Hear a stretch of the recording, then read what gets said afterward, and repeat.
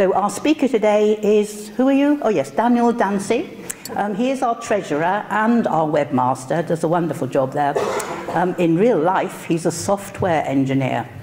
Daniel has already given us some very interesting talks in recent times, including artificial intelligence, computer security, and cryptography.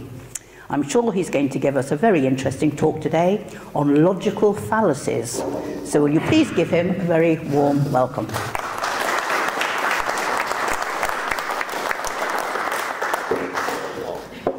Thank you. Before I begin, I'll just say that the smallest text that I'll be including will be my name there, so the text won't get any smaller than that, but I'll make sure to read out everything that's on the screen anyway. So, to begin with, what is a logical fallacy? So, a logical fallacy is the use of faulty or invalid reasoning in the construction of an argument.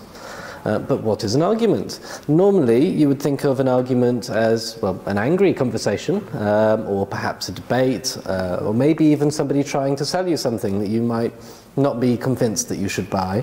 But I think in this context it can be considered to be any case where somebody is trying to persuade you of something, even in a friendly conversation. Okay.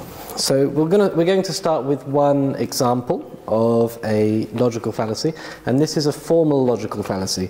Don't worry, I won't be basing all of my examples on this format because it's a bit exhausting. So, if a car is broken, it won't drive. My car won't drive, therefore my car is broken. Now this logic is faulty because not every car that doesn't drive is broken. Some of them have just run out of petrol, or you don't know how to turn the car on. Who knows? This is called affirming the consequent, and it's a formal logical fallacy, which means that if you were to replace all of the assertions with letters like A and B, and you completely ignore the context of what it's talking about, you can, just by looking at this right-hand side here, tell that the argument is faulty. Because A does not necessarily follow on from B being true, given that A being true makes B true, if that makes sense. Anyway, this way of presenting logic is not the most fun way of looking at it, so from now on I won't be including any more letters, except for this one. So, this is an example of an informal fallacy. So it says that if our Supreme Leader David Warden makes a statement, then it must be correct. Yes. David says that you can divide by 0. Therefore you can divide by 0. This is an argument from authority. We're saying that because of David's grand wisdom, we should believe everything he says, including that you can divide by 0. And by the way, you can't actually divide by 0. That's a lie. But according to formal logic, this is a perfectly fine statement.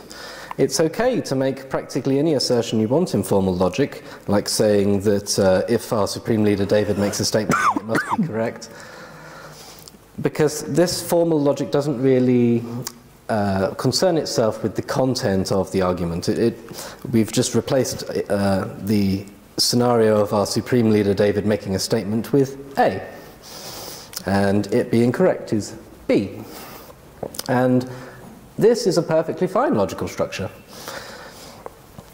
but it's still wrong. So that's the difference between formal and informal logical fallacies, and I won't be talking about them anymore because we don't really use this in everyday life, I hope. I mean, when you watch the news or hear somebody selling something, you don't get out a notepad and start looking for formal logical fallacies in their statements. I hope. Anyway, so why should we learn about logical fallacies? I believe that knowing a lot of logical fallacies will help you spot when somebody is either trying to con you or when they're wrong and they don't even know it and they're trying to persuade you, and the only arguments that they really have to back up their claims are logical fallacies. David likes to say that humanism is like an antivirus for the mind, and it helps you spot bad arguments and avoid learning untrue things. And I think that knowing about logical fallacies is a very important part of that antivirus. It helps you spot the pattern of an incorrect statement. But not every incorrect statement, not every statement that is described using a logical fallacy is incorrect. It's possible to make a bad argument using logical fallacies for something that happens to be true. So when you notice somebody using a logical fallacy, that doesn't necessarily mean that you should disregard everything that they've said. Okay. I also think that learning about logical fallacies is lots of fun. On Wikipedia, you can see a very, very long list of lots of different logical fallacies, and they're all categorized nicely. And it is quite fun reading through them all. And although this talk is the 12 logical fallacies, I'm not actually just doing 12, but I'm definitely not doing all of them, because there are a lot of them. And if in the questions anybody says, well, what about my favourite fallacy? You haven't mentioned it. There's a good chance I won't know it, so please don't do that to me. But I do recommend reading up on these. Okay, so why would I fall for a fallacy? Most fallacies appeal to either your emotions in some way, or some kind of logical bias that you have, a cognitive bias towards believing certain things, even though there's not really a good reason for doing this. A good example would be confirmation bias. You might be inclined to believe things that you already believe are true or already like. And so if somebody makes a fallacious argument about that subject, you might not notice it. You might also not know about the fallacy, and you might not yet realize that it's untrue, which is why it's useful learning about all of these. Okay. Who uses logical fallacies? Well, the examples I gave earlier were politicians and salespeople, people who clearly are trying to persuade you of something. But it's not just those people who use logical fallacies. I think all of us use logical fallacies in most of our conversations, because we're not really paying complete attention to everything we say all the time. We're not carefully scrutinizing our every word before we say it. It would just be exhausting if we did that. So we all do use them, but I think it is worth being aware of them so we can try to avoid it. And, oh yes, the fallacy is the fallacy that just because somebody has used a fallacy in their statement, that suggests that, that their statement is wrong. Again, just because someone has used a fallacy doesn't mean that their statement is wrong. It just means that maybe you should pay closer attention and question them some more and see if they have any better reasons that you should believe the thing. So I'm going to give you some examples. Now, I do believe, first of all, that this subject should be taught in schools. I think that all people in this country should know about logical fallacies. I think it's an interesting subject to learn about, and I think it's useful for preparing people for life. When lots of people try to persuade you of different things, and you need the tools to understand when they're tricking you. The kinds of examples that I think we should give when explaining logical fallacies tend to be slightly bland ones. If, for instance, I gave an example of a logical fallacy that somebody said in relation to this recent Israel and Gaza conflict, some people might not notice the logical fallacy that I'm trying to explain because they're distracted by the fact that they already have very strong feelings about the subject. It can be hard to notice a logical fallacy, as I said earlier, when it's about something that you already agree with or strongly disagree with. So we start off with some political examples. Let's say, in Prime Minister's questions, Keir Starmer says the government should start funding the repair of potholes. Let's say we live in a world where our current government doesn't pay anything to repair potholes. They just let all the potholes grow for one reason or another. And the Prime Minister responds by saying that the opposition party are a bunch of criminals with ugly haircuts and cheap suits. That would be an ad hominem attack on their opponent. They're saying the person who's questioning me is a bad person, and we can disregard everything that they say. And the reason that this is a logical fallacy is because negative qualities about the person you're debating with are not relevant to the argument you're trying to make, because in this scenario the government's trying to argue that they shouldn't increase funding for potholes, and the ugliness of Labour's haircuts doesn't have anything to do with that subject. the Prime Minister could respond that the opposition thinks we should scrap pensions to guarantee pothole-free roads, and we won't do this because we like pensioners, or something like that. This is a straw man argument, so they have added really bad elements to the argument that they're arguing against. They've added elements that their opposition is not actually arguing for, and elements that they find it easier to argue against. They would rather argue against the concept of scrapping pensions than they would rather argue against the concept of funding pothole repairs. If we were to close all the roads in the country for a year to fix the potholes, it would cause an economic disaster. Therefore, we can't fix the potholes. This is a false dichotomy. They're suggesting that the only way or the only alternative to their plan of not fixing potholes is to close all the roads in the country for a year, whereas that's not the case. There could be other methods of fixing all the potholes that don't involve closing all the roads, but they're ignoring that, and they're hoping that you don't consider other options also. They could say, and they say this often, the opposition party only wants us to fit the potholes so that they can speed dangerously in their sports cars. This is bulverism. It is another kind of ad hominem fallacy. They're suggesting that the other person is only asking the question because they stand to benefit from you agreeing with them. And it might be true that they want to speed dangerously in their sports cars, but that doesn't really play a big part in whether or not we should fill the potholes. Again, it's irrelevant.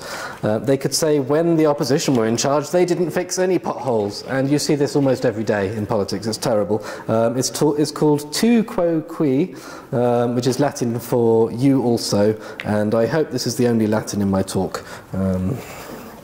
Anyway. Again, it's a kind of ad hominem attack. Our policy is to repair all potholes, except for when it's expensive or difficult, or the pothole is too deep, or it's a Friday or a weekend. If you agree and you say yes, I'll do this, but then you add so many conditions that in practice you never actually do the thing, then that's called an overwhelming exception. You're pretending to agree to do the thing when really you have no intention to, and you've added far too many exceptions. And there's a great example of this in Monty Python. In Monty Python's Life of Brian, there is the phrase, all right, but apart from the sanitation, medicine, education, wine, public order, irrigation, roads, a fresh water system and public health, what have the Romans ever done for us? The suggestion here, of course, is that the Romans have done a lot for us, but as long as we just accept all of those things that they've done, there's nothing left to be happy about. We see this one in politics as well, a thought-terminating cliché. So, if in an argument with somebody you suggest that they should do something in politics, or that they shouldn't do something, and they respond with one of their favourite slogans. I'm going to give a few examples that some people might not like. Brexit means Brexit, levelling up Britain. In George Orwell's Animal Farm, it was 2 legs bad, 4 legs good. Statements like that. Statements that are short, easy to remember, and very difficult to argue with because they don't really claim much. I mean, who can argue against levelling up? It doesn't say that we're going to do anything in particular. It just ends the conversation and it makes you feel like you've won. Okay, so moving on from politics, we're going to go on to a sales example. This is a kind of snake oil salesman. Someone's telling you, I want you to buy my all-natural alternative medicine drink that cures all disease. And you can't prove that my medicine is not effective at curing disease. Therefore, you should buy it. This is an argument from ignorance. It's often used in religion. Somebody might say, well, you can't prove that there is no God, therefore you should act as if there is a God. This ignores the fact that that often the burden is on the person trying to make a claim. So the burden of proof here is on the person selling the alternative medicine thing to prove that it is actually effective, but they're trying to put that burden on you. Okay. A highly respected Nobel Prize-winning doctor has endorsed my medicine. I'm guessing it's a paid endorsement. This is an argument from authority like the one I gave earlier with David. They're suggesting that just because you respect this person, that the good qualities about that person should be conferred onto the thing that they are promoting. Whereas in actual fact, it shouldn't be. But then this is an interesting one, because if a doctor did tell me to take a particular medicine, I think I probably would take it if it was my doctor, because I'm not a medical doctor, and the amount of work that it would take me to verify their claims is, to be honest, more than I'm willing to put in. So I do trust doctors generally. Yes? Well, it occurs to me that they might not be a doctor of medicine. I did mean a medical doctor in this case, but you are right. In fact, well spotted. The next one is, I have a master's degree in alternative crystal healing. So what I say must be true. So they might have some humanities degree, and obviously you should never listen to anybody with a humanities degree. But they might trick you into believing that they know something about medicine. And so this is an argument from false authority. It's even worse than an argument from authority, because they don't actually have any real authority in the subject they're claiming to talk about, unless it's about crystals or something, I guess. But probably not even then. Next one, another kind of appeal to authority, is asking, are you a doctor then? By what authority do you dare to question the effectiveness of my medicine? This is Courtier's reply, a kind of appeal to authority. It's the same kind of argument. They're saying that they know more than you do. They've got all this authority and you have none, and you should just bow to their authority. I took this medicine myself, and I was cured. Or my own mother took this medicine, or something similar. This is an argument from anecdote. It's a personal experience. If there was a medical study with just one person in it, the results would be considered practically worthless. They're not statistically relevant at all. You need to be careful with this one yourself, because when someone else tells you, oh, I was abducted by aliens, therefore aliens are real, you probably would be thinking, well, maybe they're an idiot, maybe they were hallucinating, maybe they're lying. But when you have an experience of being abducted by aliens, it's a bit harder to think, well, maybe I was hallucinating, maybe I did dream that whole thing, because you tend to trust your own senses a bit more than you trust those of other people. So it is hard not to use arguments from anecdote yourself. But it is something that's worth considering and trying to avoid when you know that there is better evidence that you can give. Okay. 10 of my patients got better after drinking my medicine, ignoring the 80 who died. This is cherry picking. It's also, this particular example is survivorship bias as well, or it's related to it. So if you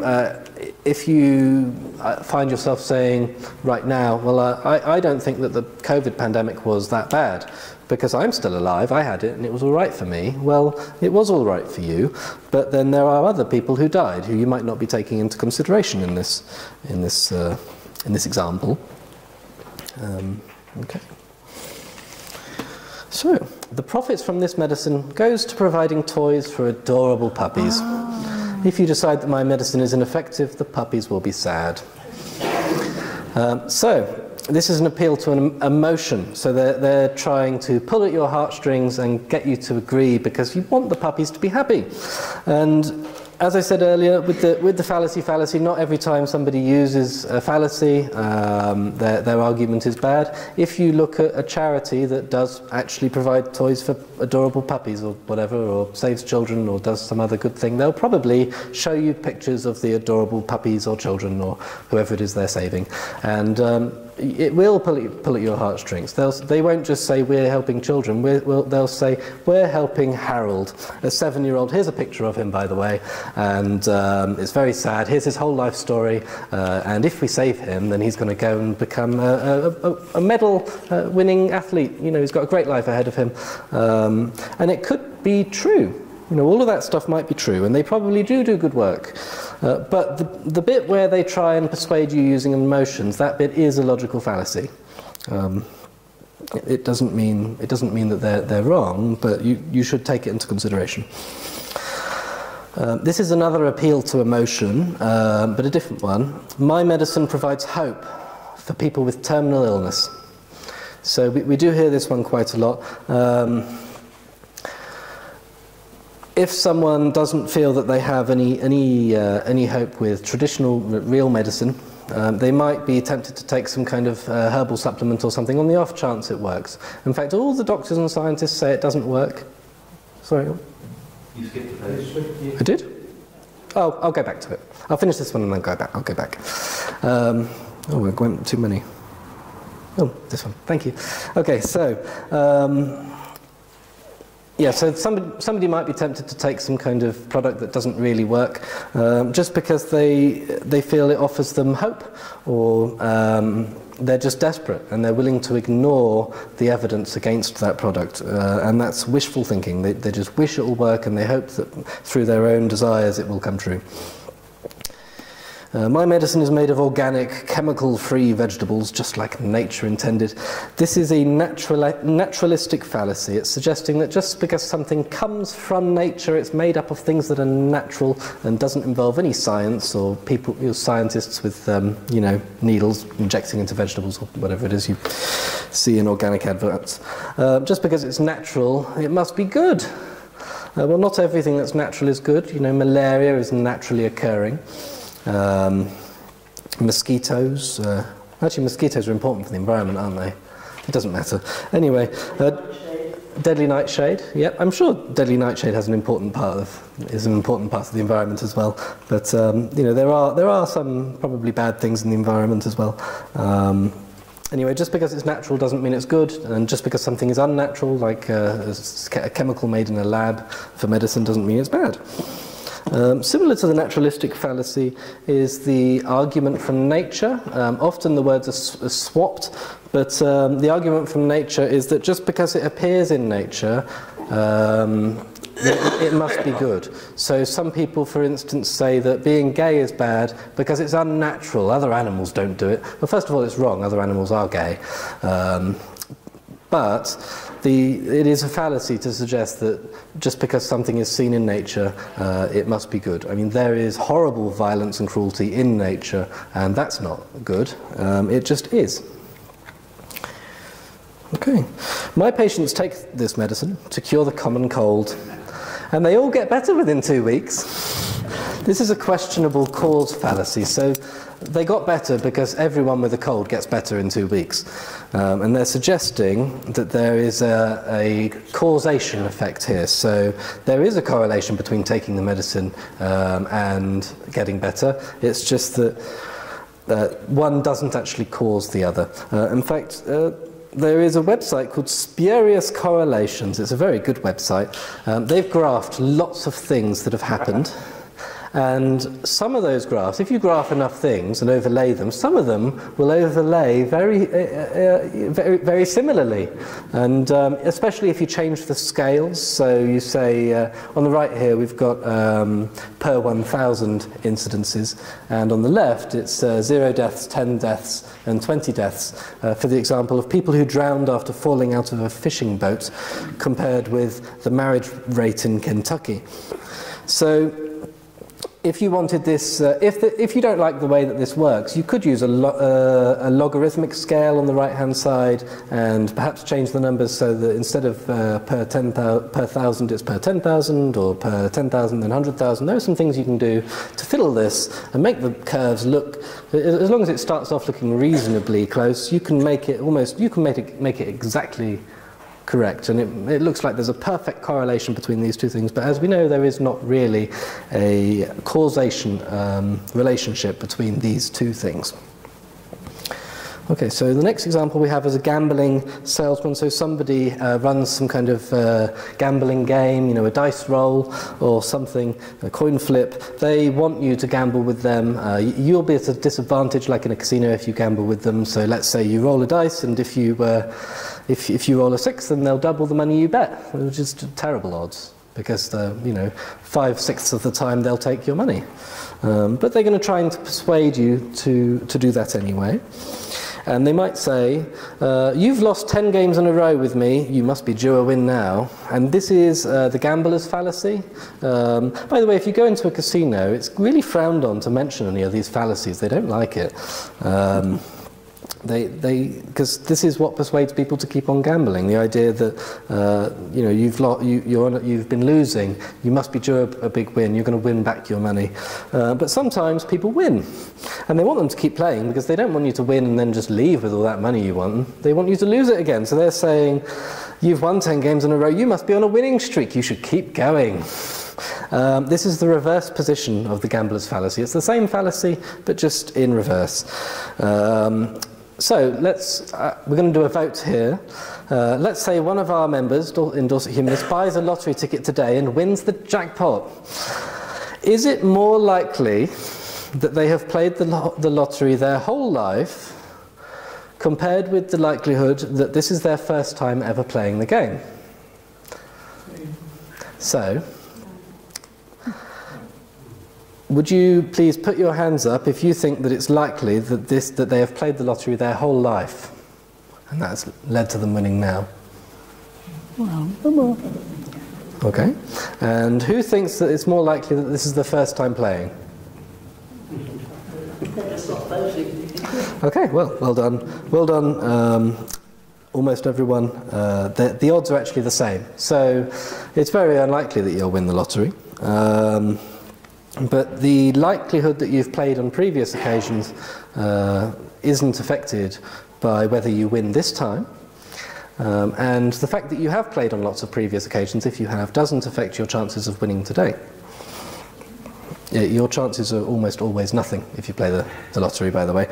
There's a famous story about a bunch of physicists that go to a conference in Las Vegas, and they stay in a casino hotel, and the casino hotels are fairly cheap because they know they make the money from you gambling, and I believe they were asked not to come back on future years because none of them spent any money in the casinos, because physicists all know about how probability theory works and they realise it's a con.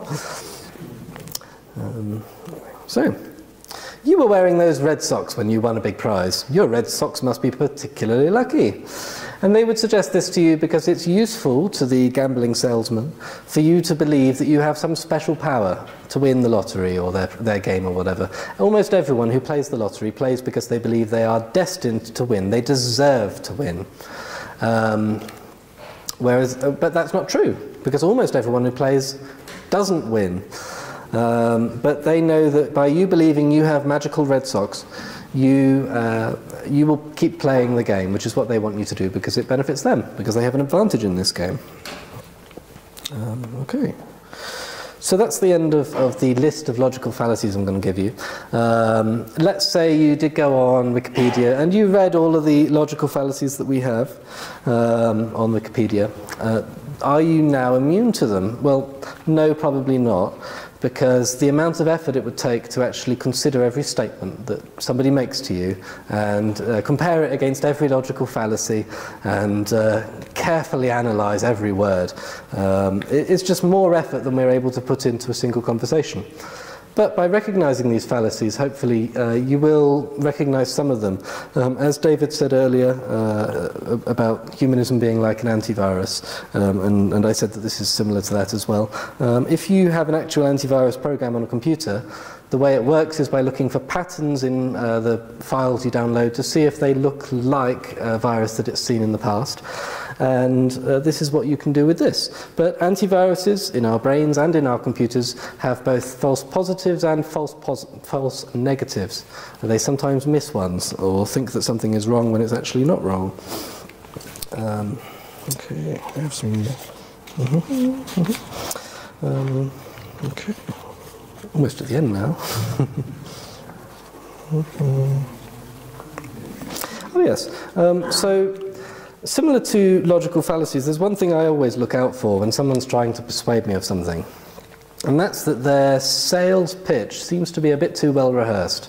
If someone's wearing a really nice suit and they've got a great smile, and they give me a sales pitch that clearly they've said 1,000 times and they've thought about every single word, and they've evolved this sales pitch through thousands of other conversations with other people, I know that I'm not having a fair conversation with that person. Because they've already heard every argument I could give, and they've thought of the best response already. And it would be easier for them to slip some logical fallacies into that conversation And so I'm particularly suspicious of that sort of thing. And that's why I don't tend to like politicians with extremely slick presentations. I just don't trust it. I don't think it's honest. It's why I never prepare for any of my talks, because I know that it makes me seem more trustworthy when I say all those ums and ahs. Okay, and that is the end of my talk. Thank you, everyone.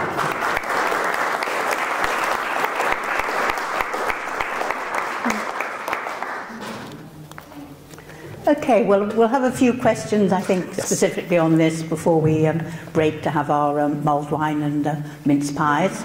Sorry? About 15 minutes. Yes, about 15 minutes. So obviously if the questions go on and on, we'll have our mince pies and then come back to finish off those. But anyone like to take up any issue with Daniel? Yeah, I've got one. My wife's a Christian, and she says to me, even the devil believes in God. Yep. What kind of fallacy is that? I know it's wrong, but what is that? What's the meaning? What kind of I would probably... So there's a couple of... There's a couple in there. First of all, it presupposes that the devil is real. So there's a level of circular reasoning in there, because the only reason you believe in the devil is because it says so in the Bible. There's also a bit of a thought-terminating statement. So if someone says, you know, that's heresy, if someone has just a statement like that, you know, those are evil words, something like that, something you can't really argue with, it's often just a thought-terminating statement, and there might not be an argument against it, but it's just rubbish. But in this case, I think there's circular reasoning there, in that you're assuming that the devil is real, and you know the devil is real because God says so. And you know God is real because the devil says so. So it's circular reasoning. Circular reasoning is often, well, in logic it's known as begging the question, or the fallacy of begging the question. Often we use the phrase begging the question to mean this necessitates asking the question. That's not the correct usage in terms of logical fallacies, but I'm quite happy to concede that that's the normal usage of that phrase nowadays, and so I think in logic we just need to stick with the phrase circular reasoning. Unfortunately, we've lost that battle. Okay. All right. Thank you, Daniel. So, as a lover of politicians and a person that admires their public-spirited effortness that they put in, you would judge the politician on his first day as equally as the guy on his 500,000th day, the guy who's been in there for 20 years, and they would be snakes and liars and all the other things that politicians get. Isn't that a generalisation, and isn't that in itself a fallacy? And the guy on his first day, he's going to be nervous. He's going to practice his speech 40 times in his presentation. He wants to be able to answer all those questions. Nobody wants to stand there and say, I don't know, I'll get back to you. So surely there's a difference between those. So it's true that somebody with correct arguments can give a very well-practiced speech. Now, having the well-practiced speech is not itself a logical fallacy, other than that it might be a bit of an appeal to authority, where they say that, you know, I can deliver this speech confidently, and my confidence confers a level of trustworthiness about the words I'm saying. And I don't trust that kind of behaviour when people are making arguments, but that doesn't necessarily mean that they're wrong. You said that I would trust the person who's new to the job more than the person who's not new to the job, because they look more nervous. I don't look for nervousness in order to trust people. I think sometimes when people look nervous, it actually means that they're not telling the truth and they're nervous about being caught. But I do think that if a particular party, naming no names, only ever have very, very slick, well-practiced presentations and a musical backing and fanfare and flags and cannons and you know, saluting and This is the Green Party, isn't it? yeah, and you know, their leader's on a podium and he shouts and he points at you and riles the crowd up.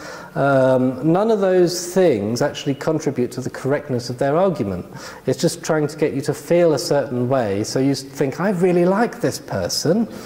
You know, I'm a member of this group of people and we all like this person and I'll stand out if I say anything against them. And that effect leads you to accept some of the logical fallacies that they might be saying. Yep. Following on from Aaron's point about the general election that's coming, are we going to be immune to the rhetoric of the different politicians?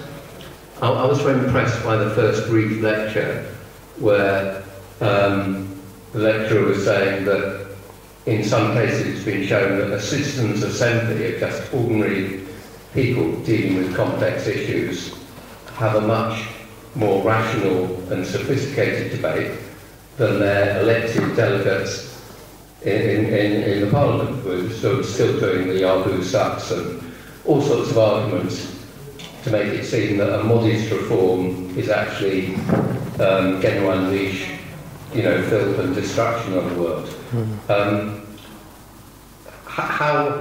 How many of us, what kind of percentage of the population do you think are going to deal with the electoral questions that come up in a rational way?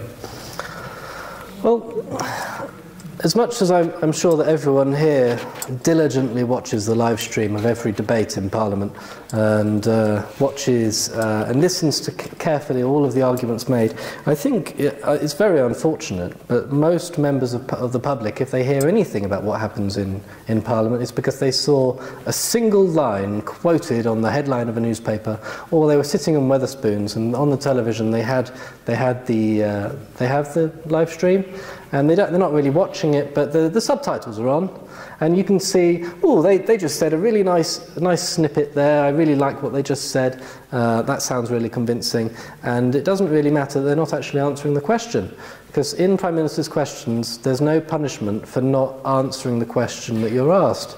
So if you're asked, why have you cancelled the NHS budget? You can just say something like, yes, we're very, very happy to be increasing the budget for the fire service, and no, we won't be abolishing the army, thank you for asking. Just completely ignore the question you were asked, because people sitting in Wetherspoons won't notice, because they're just seeing the subtitles at the corner of their eye.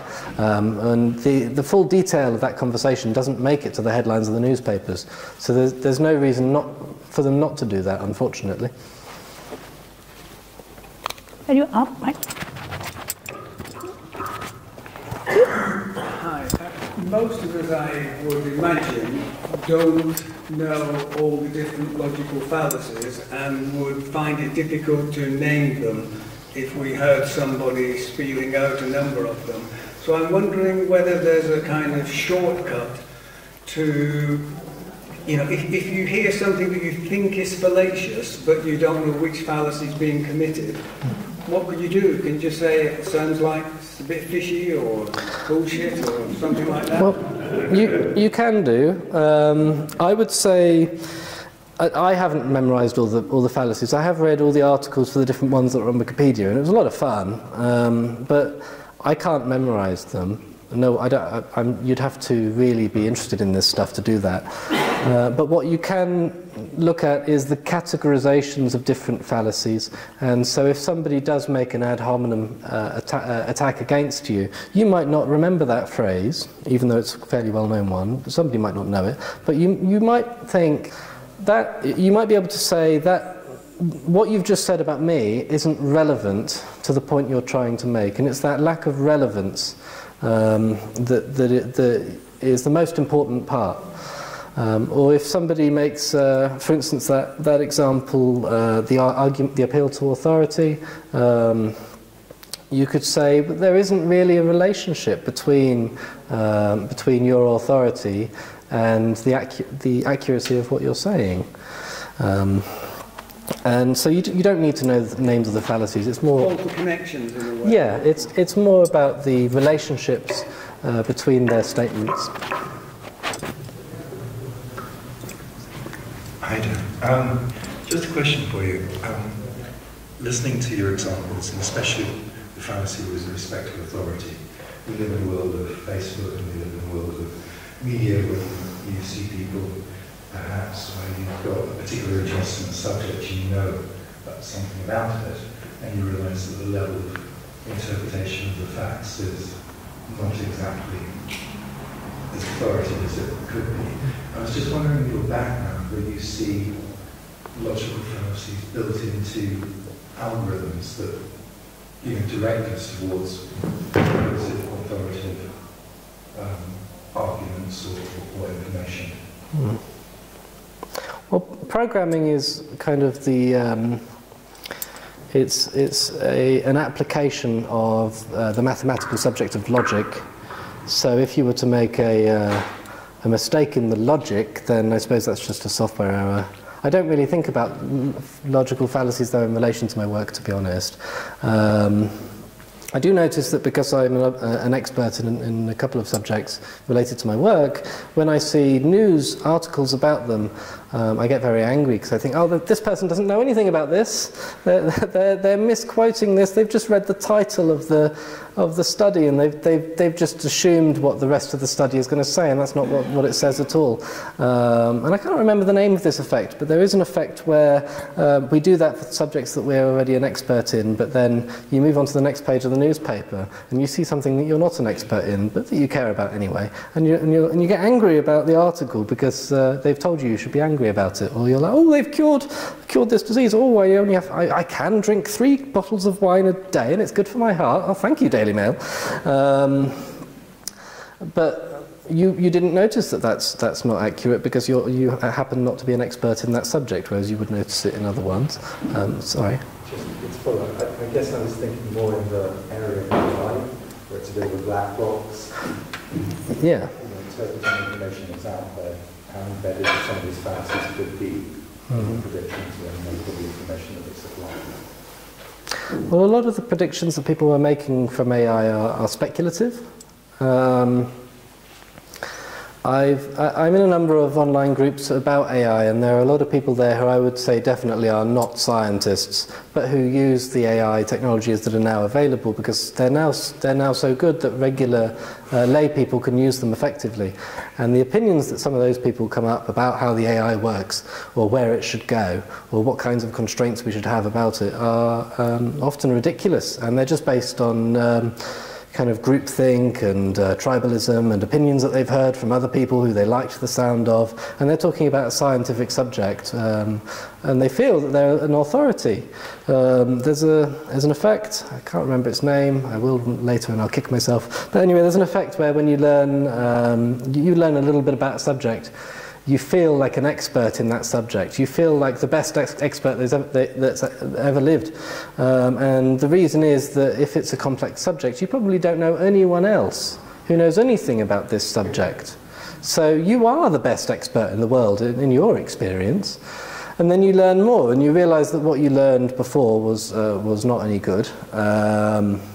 And that it's actually a huge subject with lots to learn, and let's say you carry on and you become an actual expert in the subject with degrees and other authority that you can push around, and you actually know some stuff. People who become real experts in the subjects often rate their level of expertise in the subject as being lower than the people who have only learned a little bit.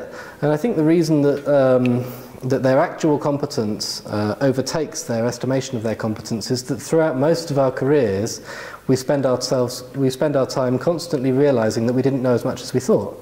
You learn something and you think, this undoes everything I thought was true. I can't believe I've gone around believing this was true this whole time, and it's wrong. There's so much more to learn. And an expert has done that enough times that they've learned to see their own level of knowledge as being not good enough. Or not being as good as it could be, and so that's why I think their level of actual competence overtakes their estimation of themselves at the end. But anyway, in these online communities talking about AI specifically, I've noticed a lot of people talking as if they're experts who have never properly studied it. There are people in all kinds of subjects who don't really know anything, but they say, oh, I've done my research, and what they really mean is they read a few Facebook pages. And they saw some memes about the subject, and they start to recognise some of the words that are used in that subject. We'll just take one more question before because I think the mince pies are warmed now. So, have you already done one? No. Okay, last one. For now. you mentioned several times about the power of authority.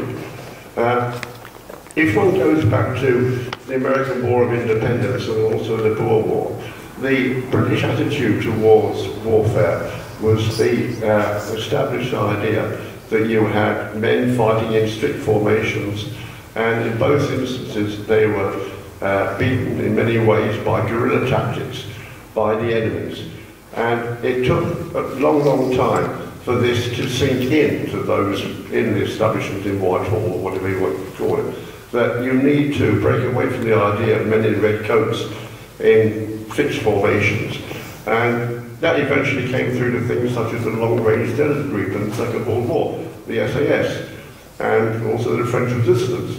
But it took all that time for this fallacy that you need to have only fixed formations to actually get through to the fighting in modern warfare. So, I think the statement that you've made about fighting in formations and stuff in warfare is correct. It was a mistake that when we switched over to rifles, we didn't realise immediately that we can't keep fighting as if we were holding spears. But that's, although that is an incorrect way of seeing warfare, you know, it's an incorrect statement that you should carry on fighting like the old way. It's not necessarily a fallacy, because a fallacy describes a way of making an argument, a structure of an argument, incorrect relationships between the elements of the argument, faulty reasoning that results in you making a bad argument for something. So the fact that a particular thing you're arguing for is right or wrong doesn't really play a very large bearing on whether or not the kind of argument you're making is a fallacious argument.